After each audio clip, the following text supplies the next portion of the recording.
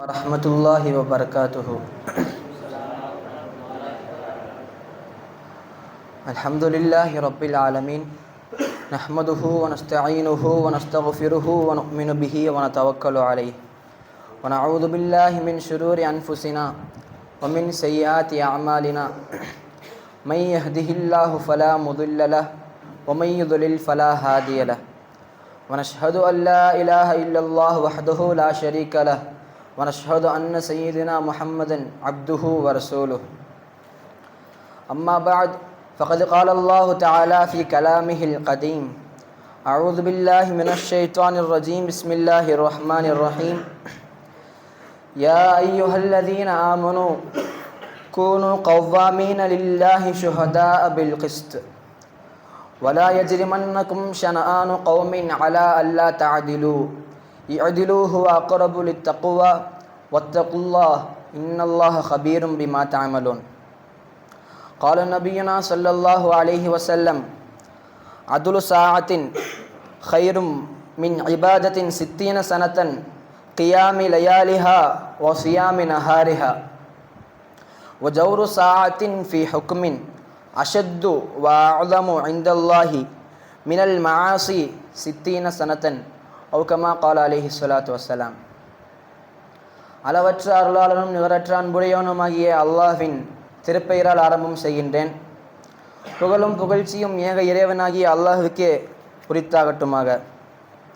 அவனுடைய சாந்தியும் சமாதானமும் எம்பெருமானார் ரசூலே அக்ரம் ஸல்லல்லாஹு அலைஹி வஸல்லம் அவர்களின் மீதும் அவர்களின் குடும்பத்தார்கள் இன்னும் அவர்களை பின்பற்றி வாழ்ந்த உத்தம சத்திய சஹாபார்கள், தாபியீன்கள், தபா தாபியீன்கள், இந்த உலக மக்கள் அனைவரின் மீதும் அல்லாஹுடைய சாந்தியும் சமாதானமும் என்றென்றும் நின்று நிலவட்டுமாக. முஹம்மது ரசூலுல்லாஹி ஸல்லல்லாஹு அலைஹி வஸல்லம் அவர்கள் உலகில் நீதியை நிலைநாட்டுவதற்காக இறைவனால் அனுப்பப்பட்ட இறுதி தூதராக இருக்கின்றார்கள். தன் வாழ்வில் நீதி தவறாமல் தான் வாழ்ந்தது மட்டுமல்லாமல் பிறரையும் வாழ வைத்துள்ளார்கள். நாயகம் ஸல்லல்லாஹு அலைஹி வஸல்லம் அவர்களின் 99 அழகிய திருநாமங்களில் ஆதில் என்பது ஒரு பெயராகும். இதன் அர்த்தம் நீதியாளர் என்பதாகும். உலகம் நிலைத்திருப்பதற்கு நீதி என்பது ஒரு அடிப்படையான அவசியமானதுமாக இருக்கின்றது. அநீதி அதிகரித்துவிட்டால் உலக அழிவிற்கு அதுவே ஒரு முக்கிய காரணமாக ஆகிவிடும். நீதத்தை குறித்து அல்லாஹ் தஆலா தனது திருமறையிலே பேசுகின்றான். யா அய்யுஹல்லதீன ஆமனூ, நம்பிக்கை கொண்ட விசுவாசிகளே, கூனு கவ்வாமீன லில்லாஹி ஷுஹதா பில் கிஸ்த்,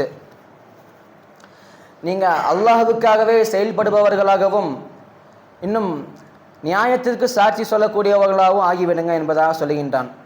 அதாவது மக்கள் பார்க்குறாங்க, நான் இப்படி சொன்னால், இந்த இடத்துல இப்படி பேசினேன்னா, மாற்றி பேசினேன்னா எனக்கு நிறையா மரியாதை தருவாங்க, நான் போகிற இடத்துலலாம் என்னை மதிப்பாங்க, நிறையா காசு வரும் என்பதாக இல்லாமல் அல்லாஹ்விற்காக மட்டுமே செயல்பட வேண்டும். மேலும் நியாயத்திற்கு மட்டுமே சாட்சி சொல்ல வேண்டும். அது நண்பனாக இருந்தாலும் சரி.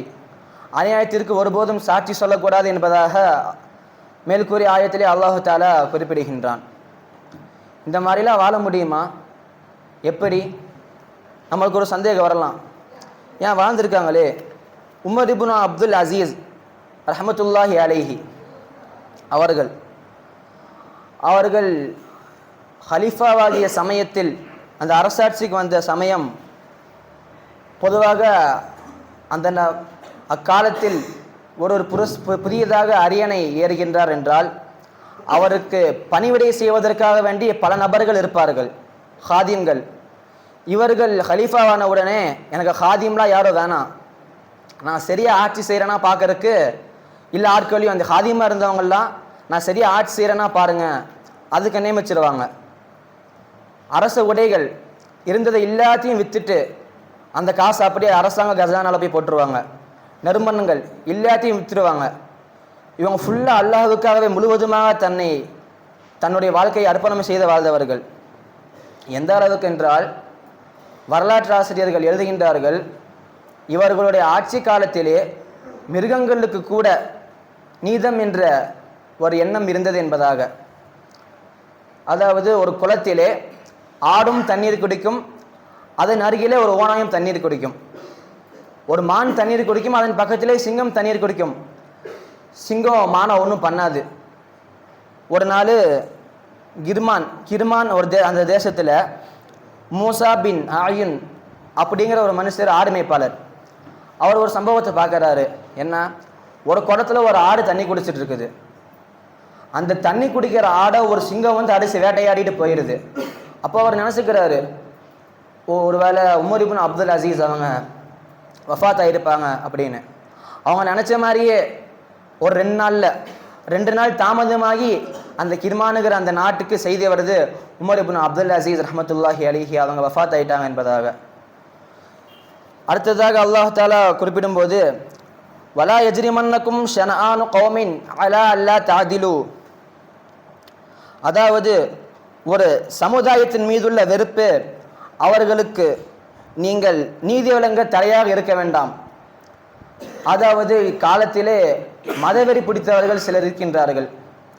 தான் மதத்தில் இருந்தால் மட்டும்தான் அவங்களுக்கு அவங்களுக்கு சாதகமாக தீர்ப்பு வழங்குவாங்க. இல்லைன்னா அப்பெல்லாம் பண்ண மாட்டாங்க.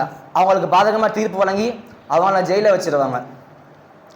எந்த அளவு அப்படின்னா, அதில் பற்றி சொல்லும்போது அது பலருக்கு ஹிதாயத் செய்திருக்கின்றது. நாம் நீதத்தை பற்றி பேசும்பொழுது உமர் ரலியல்லாஹு அன்ஹு, இன்னும் உமர் இப்னு அப்துல் அசீஸ் ரஹ்மத்துல்லாஹி அலைஹி அவர்களை நீதத்திற்கு ஒரு முன்மாதிரியாக வைப்பதை போன்றே ஷுரைஹ் ரஹ்மத்துல்லாஹி அலைஹி அவர்களையும் முன்மாதிரியாக வைக்கலாம். அவர்கள் காலத்திலே அவர்கள் பலவிதமான வழக்குகளை விசாரித்து அதற்கு நீதமாக தீர்ப்பும் வழங்கியுள்ளார்கள். அவர்களிடத்தில் ஒரு தீர்ப்பு வருகின்றது. அது என்ன? அலி ரலியல்லாஹு அன்ஹு, இந்த பக்கம் ஒரு சாதாரணமான ஒரு யூதன், 2 பேர்த்துக்கும் மத்தியில் ஒரு தகராறு அது வருது. அது என்ன நீங்கள் விசாரிக்கிறாங்க. அது என்ன அப்படின்னா, அவங்களோட உருக்கு சட்டை, அதாவது அந்த போர் கவசம் ஒன்று அது வந்து அலி ரலியல்லாஹு அன்ஹு தன்னோடதுன்னு சொல்லுவாங்க, அவர் இல்லை இது என்னோடதுன்னு சொல்லுவார். அப்படி போயிட்டு இருக்கிறப்ப இவங்க ஷுரைஹ் ரஹ்மத்துல்லாஹி அலைஹி அவங்க கேட்பாங்க, அலி அவர்களே, இதுக்கு உங்களால் ஒரு சாட்சியை கொண்டு வர முடியுமா அப்படின்னு கேட்குறாங்க. தாராளமாக நான் கொண்டு வருவேன் அப்படின்னு சொல்லிட்டு, என்னோட மகன் ஹசன் ரலியல்லாஹு அன்ஹு அவர்கள் இதுக்கு சாட்சியாக நான் கொண்டு வருகிறேன் என்றார்கள். அதற்கு ஷுரைஹ் ரஹ்மத்துல்லாஹி அலைஹி அவர்கள், ஒரு தந்தைக்கு மகனுடைய சாட்சி ஏற்றுக்கொள்ளப்படாது என்பதாக கூறுகின்றார்கள். அதற்கு அலி ரலியல்லாஹு அன்ஹு அவர்கள், சுவனவாதியோட சொர்க்கத்துவாசி என்பதாக சுபச்செய்தி சொல்லப்பட்ட ஒருவருடைய சாட்சி கூடவா ஏற்றுக்கொள்ளப்படாது என்பதாக கேட்கின்றார்கள். அதற்கு ஷுரைஹ் ரஹ்மத்துல்லாஹி அலைஹி அவர்கள், அது மறுமைக்குரியது. உலக நீதிமன்றங்களை பொறுத்தவரை ஒரு தந்தைக்கு மகனுடைய சாட்சி ஏற்றுக்கொள்ளப்படாது என்பதாக கூறிவிட்டு தீர்ப்பை அந்த யூதனுக்கு சாதகமாக வழங்கி விடுகின்றார்கள். அந்த உருக்கு சட்டை யூதனுக்கு சொந்தமாகி விடுகின்றது. அசல்ல உண்மையில் பார்த்தா அப்படின்னா அது அலி ரலியல்லாஹு அன்ஹு அவங்களோட உருக்கு சட்டை தான். அந்த காலத்தில் ஒரு தீர்ப்பு வழங்கணும் அப்படின்னா அதுக்கு தோதுவான சாட்சி வேணும். சாட்சி இல்லாதனால அவங்களுக்கு போயிடுச்சு. அந்த யூதர் யோசிக்கிறாரு, என்னடா அது, நம்மளை ஒரு ஜனாதிபதி அவங்க நம்மளை வழக்குக்கு வான்னு கூப்பிட்டாங்க. நம்ம ஒரு சாதாரண மனுஷன்தான், வழக்குக்கு வான்னு நம்மளை கூப்பிட்டு, சரி அது அவங்களுக்கு சாதகமாக அவங்க மதத்தை சார்ந்த ஒரு மனிதர்கிட்ட கூப்பிட்டு போனாங்க. அவர் என்னடானா இந்த முஸ்லீம் கூட்டிகிட்டு வந்து இவருக்கு பாதகமாக தீர்ப்பு வழங்கி விட்டார். என்னடா அது ஒன்றுமே புரியல. அப்போ ஒருவேளை இதுதான் உண்மையான மார்க்கமாக இருக்கும் சொல்லி அந்த நீதிமன்றத்திலே அவர் லா இலாஹா இல்லல்லாஹ் முஹம்மது ரசூலுல்லாஹ் என்று சொல்லி முஸ்லீம் ஆகிறாரு. அப்புறம் சொல்கிறாரு, அலி அவர்களே ரலியல்லாஹு அன்ஹு, இது உங்களோடது தான், நேற்று நைட்டு நீங்கள் வரும்போது கீழே விட்டுட்டீங்க, அதை நான் எடுத்து வச்சுக்கிட்டேன் அப்படின்னு சொல்கிறாங்க. அதற்கு அலி ரலியல்லாஹு அன்ஹு அவர்கள், இதை நான் அவங்களுக்கு அன்பளிப்பாக தந்துட்டேன், நீங்கள் இதை வச்சுக்கோங்க என்பதாக கூறிவிடுகின்றார்கள். இந்த அளவு நீதம் பலரையும் ஹிதாயத்தில் கொண்டு வந்திருக்கின்றது. ஹஜ்ரத் அலி ரலியல்லாஹு அன்ஹு அவர்கள் தனது மகன் ஹுசைன் ரலியல்லாஹு அன்ஹு அவர்களுக்கு இந்த ஒரு வசியத்தை செய்திருக்கிறார்கள். ஊசிக பி தக்வல்லாஹ் ஃபில் கினா வல் ஃபக்ர் வபில் அத்லி அல ஸதீகி வல் அதுவி. என்னோட மகன் ஹுசைன் ரலியல்லாஹு அன்ஹு அவர்களே, நான் ஒரு வசியத்தை செய்கின்றேன். ஏழ்மையான நிலையிலும் செல்வந்த நிலையிலும் நீ அல்லாஹ்விற்கு பயப்படு. பணம் அதிகமாக இருக்குது அப்படின்னு அல்லாஹ்வை மறந்துடாத, பணம் கம்மியாக இருக்குது அப்படின்னு அல்லாவை திட்டாத, எனக்கு மட்டும்தான் இப்படி வரணுமா அப்படிலாம் திட்டாத. வபில் அதிலி அல சதீகை வல் அதுவி, உன்னுடைய நண்பன் இன்னும் உன்னுடைய தோழன் விஷயத்தில் நீதமாக நடந்து கொள். நண்பன் என்பதற்காக அவனுடைய குறைகளை மறைத்து அவனுக்கு சாதகமாக தீர்ப்பு சொல்லிவிடாதே. எதிரி என்பதன் காரணமாக அவன் மீது இட்டி கட்டி விடாதே. இந்த காலத்தில் பார்த்தா பொதுவாக பசங்க எல்லாம் சொல்கிறது, அவங்களுக்குள்ளேயே சொல்லிக்குவாங்க, ஃப்ரெண்டுனா ஃபேஸ்புக்கில் லைக் கொடுக்குற ஃப்ரெண்டுன்னு என்ன செய்யாடா, ஃப்ரெண்டுனா லைஃபே கொடுக்கணும்னு சொல்லுவாங்க. ஆனால் அவன் லைஃப்பில் நாசமாக போகிறதுக்கு காரணமே இவனாக தான் இருந்திருப்பான். தான் நண்பன் ஒரு தவறு செய்கிறான்னு தெரிஞ்சா அவனை திருத்தணும். நீ செய்டா மச்சான் பார்த்துக்கலாம், நான் உன் கூட நிற்கிறேன்னு சொல்லிவிட்டு அவனை மாட்டி விட்டு இவன் கண்டு போயிடுவான். ஊர்க்காரங்கள்ட்ட தெருக்காரங்கள்ட்ட ஃபுல்லாக அடி வாங்கி ஃபுல்லாக அசிங்கப்பட்டு வீட்டுக்கு வருவான். அவன் வாழ்க்கை நாசமாக போகிறதுக்கு ஒரு காரணமே இவனாக தான் இருப்பான்.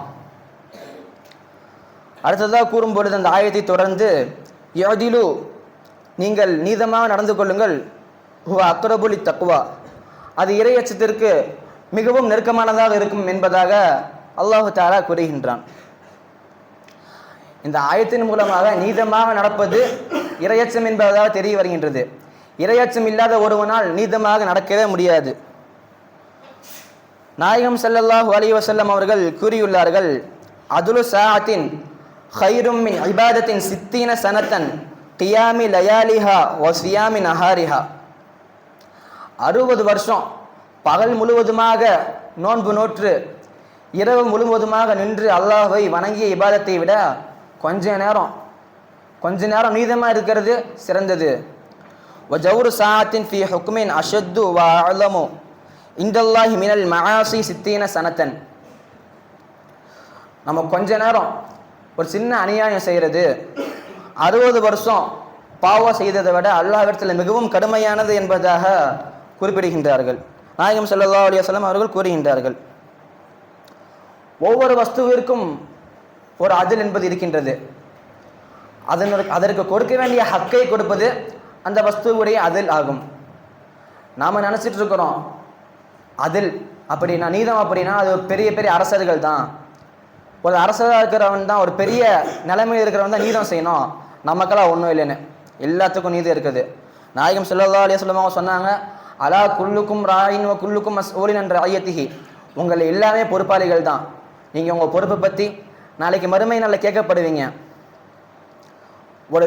ஒரு மகன் கெட்டு போனால் அதற்கு தாய் தந்தையை தான் கேள்வி கணக்கு கேட்கப்படும். அவனை ஏன் சரியாக பார்த்துக்கல, தாய் தந்தை பெரிதாகிய உடனே அவர்களுக்கு வயோதிக வயது அடைந்தவுடன் அவர்கள் நோய்வாய்ப்பட்டிருப்பார்கள், அதற்கான கணக்கு இந்த மகனிடம் கேட்கப்படும். இதே போல கணவன் பற்றி மனைவி, மனைவியை பற்றி கணவன் என்பதாக ஒவ்வொரு உறவுக்கும் அடுக்கிக் கொண்டே போகலாம். நம்ம மதரசால சும்மா பார்க்குறோம், அங்கே குப்பைலாம் கிடக்குது, அதை எடுத்து குப்பை தொட்டியில் போடுறதும் அது அதற்கு செய்ய வேண்டிய ஹக்கு தான், அதுவும் அதில் தான். வலவு குல் ஷையின் வலவு ஷையின் ஃபி கைரி மஹல்லிஹி துல்முன். ஒரு வஸ்துவை அதற்குன்னு ஒரு இடம் இருக்கும், அது இல்லாமல் வேற ஒரு இடத்துல வச்சோம் அப்படின்னா அதுவும் துல்மு. கல்புல் முஃமின் அர்ஷுல்லா என்பதாக வருகின்றது. நம்ம கல்புல் அல்லாஹ் இருக்கிறானா நம்ம யோசிச்சு பார்க்கணும். அப்படின்னா நாம் இது வரைக்கும் முழுமையான ஒரு முஃமினாக ஆகவில்லை என்று தான் சொல்ல வேண்டும். அதிலே பற்றி பேசுகின்ற போது ஹஸ்ரத் உமர் ரலியல்லாஹு அன்ஹு அவர்களை பற்றி பேசாமல் இருப்பது அதில் என்ற வார்த்தைக்கு ஒரு அழகாக இருப்பதாக என்பதாக எண்கிறேன். உமர் ரலியல்லாஹு அன்ஹு அவர்களின் ஆட்சி காலம், அப்பொழுது அவர்கள் மிகவும் நீதமானவர்கள் என்று நம்மெல்லாம் அறிந்திருப்போம். அந்த நீதம் பிடிக்காமல் சிலர் இருப்பார்கள். அதில் ஒரு 4 பேர் உமர் ரலியல்லாஹு அன்ஹு அவர்களுடைய மகனை வற்புறுத்தி அழைத்து சென்று அவங்க வாயில மதுவை ஊற்றி விட்டுருவாங்க. அவங்களுக்கு போதை ஏறிடும். அது மட்டும் இல்லாமல் அப்படியே அந்த ஊற்றின கையோடு அப்படியே உமர் ரலியல்லாஹு அன்ஹு அவங்களோட சமூகத்துக்கு கூட்டிகிட்டு போயிடுவாங்க. போய் சொல்லுவாங்க, பாருங்க உங்கள் பையன் என்ன பண்ணியிருக்காரு பாருன்னு, பாருங்க உங்கள் பையன் மது அருந்திருக்காரு, இதுக்கு நீங்கள் என்ன தீர்ப்பு செய்ய போறீங்க என்பதாக கேட்பார்கள். உமர் ரலியல்லாஹு அன்ஹு அவங்க பார்க்குறாங்க, அவங்க வாயில் மதுவோட அந்த வாடை வருது, அவங்க கொஞ்சம் போதையாகவும் இருக்கிறாங்க, சாட்சியாக அந்த 4 பேர் இருக்கிறாங்க மது அருந்தினாங்கன்னு. ஆனால் மது அருந்தவில்லை, இவர் தான் ஊற்றி விட்டாங்க அப்படின்னு சொல்கிறதுக்கு சாட்சியம் யாரும் இல்லை. அதனால உமர் ரலியல்லாஹு அன்ஹு அவங்க தீர்ப்பு செய்கிறாங்க. என்ன தீர்ப்பு? 80 கசையடி அவர்களுக்கு வழங்குவதற்கு அடிப்பதற்கு ஆணையிடுகின்றார்கள். அந்த கசையடி அடிக்கிறவரும் அவருக்கும் தெரியும் உமர் ஒரு ஹலீஃபாவோட பையன் இப்படி பண்ணியிருப்பாரா, இவரெல்லாம் பண்ணியிருக்க மாட்டாருன்னு சொல்லிட்டு அவர் பொறுமையாக அடிக்கிறாரு. பார்க்குறாங்க உமர் ரலியல்லாஹு அன்ஹு, போய் அந்த சாட்டையத்தா, என்னோட பையனால தான் நீ இப்படி அடிக்கிற, போ நான் பார்த்துக்கிறேன்னு அவங்க அடிப்பாங்க. அவங்க அடித்து ஒரு குறிப்பிட்ட அடிக்கு மேலே அவங்களால தாங்க முடியாது. உமர் ரலியல்லாஹு அன்ஹு அவர்களோட பையனால் அவங்களுக்கு சக்கராத்துறை நிலையம் வந்துடும், ரொம்ப பலகீனமாயிருவாங்க. அப்போ சொல்லுவாங்க உமர் ரலியல்லாஹு அன்ஹு, போ ரசூலுல்லாஹ்ட்ட என்னோட சலாத்தை சொல்லிடு, அதுவும் இல்லாமல் சொல்லு உமர் இன்னும் நீதமாக தான் நடந்துட்டு இருக்காரு என்பதாக சொல்வார்கள். இப்படிப்பட்ட உமர் ரலியல்லாஹு அன்ஹு அவர்களின் மீதே ஒரு வழக்கு சமர்ப்பிக்கப்படுகின்றது. அது என்ன? பல்வேறு துணிச்சலான செயல்களுக்கு பெயர் போனவர்கள் உமர் ரலியல்லாஹு அன்ஹு அவர்கள். மஸ்ஜிது நபவி, அதை ஒட்டிய ஒரு வீடு, இவங்க தொழு வரும்போது பார்க்குறாங்க, அது பக்கத்து வீட்டுக்கு குடிசை வீடு. அந்த வீட்டுக்கு மேலே தடுப்பு மாதிரி ஒன்று இருக்குது, அது ஒரு முகடு, ஒரு தடுப்பு மாதிரி இருக்குது. மழை தண்ணி ஃபுல்லாக அதில் பேஞ்சு சேர்ந்து நின்று மொத்தமாக போய் பள்ளியில் விழுகுது, அந்த மஸ்ஜிது நபவியில் விழுகுது. பார்க்குறாங்க, இது யாரோட வீடாக இருக்கும், இந்த வீட்டு சொந்தக்காரர் யாராக இருப்பார், அதெல்லாம் ஒன்றும் யோசிக்கல, நேராக போய் அந்த பைப்பை பிடிங்கி வீசிட்டாங்க அந்த தடுப்பை. அந்த வீட்டுக்காரர் நேராக நீதிபதிக்கு போயிட்டாங்க.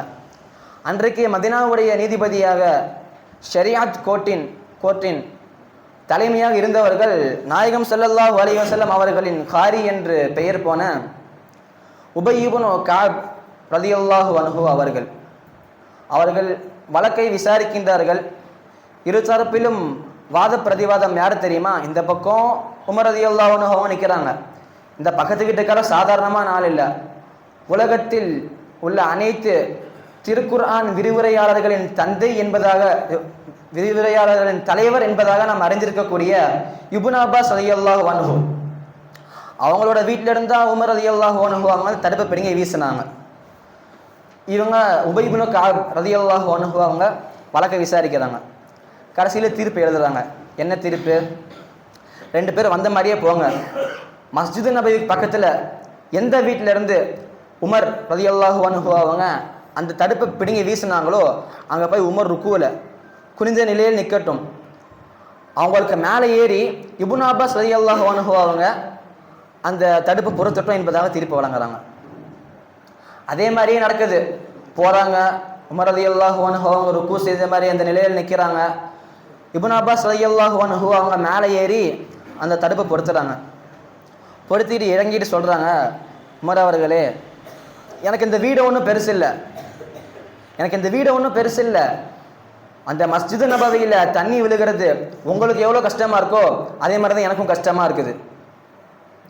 ஒரு தனிநபரின் ஆதாயத்துக்காக ஒரு சமூகத்துடைய நலன் பாதிக்கப்படுவது தவிர்க்க முடியாத ஒரு கஷ்டம்தான். அதே மனப்பான்மை தான் எனக்கும். ஆனால் இதை வச்சது யார் தெரியுமா? ரசூலுல்லாஹி ஸல்லல்லாஹு அலைஹி வஸல்லம் அவர்கள் தான் என்னை குனிய வைத்து எனக்கு மேலே ஏறி அந்த தடுப்பு பொறுத்துனாங்க. என் ஆசை என்னன்னா, ரசூல் ஸல்லல்லாஹு அலைஹி வஸல்லம் அவங்க வைத்த அந்த தடுப்போடு தான் என் வீட்டை பார்க்கணும், அது இல்லாமல் என் வீட்டை நான் பார்க்கக்கூடாது. அதுக்கு என்ன செய்யணும்? இப்போ அந்த தடுப்பை நான் பொறுத்திட்டேன், அதை நான் பார்த்துட்டேன், என் ஆசை தீர்ந்துருச்சு.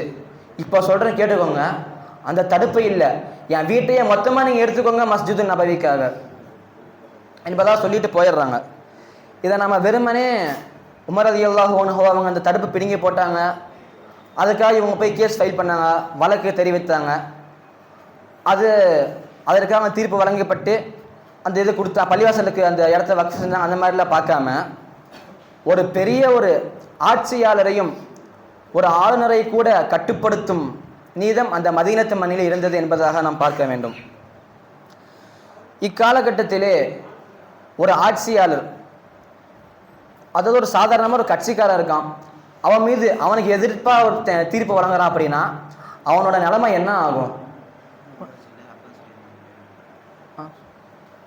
அது அப்பாஸ் ரலியல்லாஹு அன்ஹு அவர்களின் வீட்டை அவர்கள் அந்த பள்ளிவாசலுக்காக கொடுத்து விடுவார்கள். நீதி ஆளுநருக்கு எதிராக தீர்ப்பு சொல்லக்கூடாது என்பதாக நீதியின் கைகளும் நீதிபதிகளின் கைகளும் கட்டப்பட்டு இருக்கின்றது. ஒரு ஆளுநருக்கு எதிர்ப்பாக ஒருத்தன் தீர்ப்பு வழங்குறான் அப்படின்னா அவன் ஒன்றா தண்ணி இல்லாத காட்டுக்கு அனுப்பப்படுவான், இல்லைன்னா குப்பையில் நடப்பாத பணமாக கிடப்பான், இல்லைன்னா அவன் இருந்ததுக்கு ஒரு அடையாளமே இல்லாத மாதிரி பண்ணிடுவாங்க. நிதி கொடுத்து வாங்கும் இக்காலகட்டத்திலே மதீனத்து மண்ணில் பூத்து குலுங்கிய நீதத்தை சிந்தித்தாலே நாம் சிலிர்த்து விடுகின்றோம்.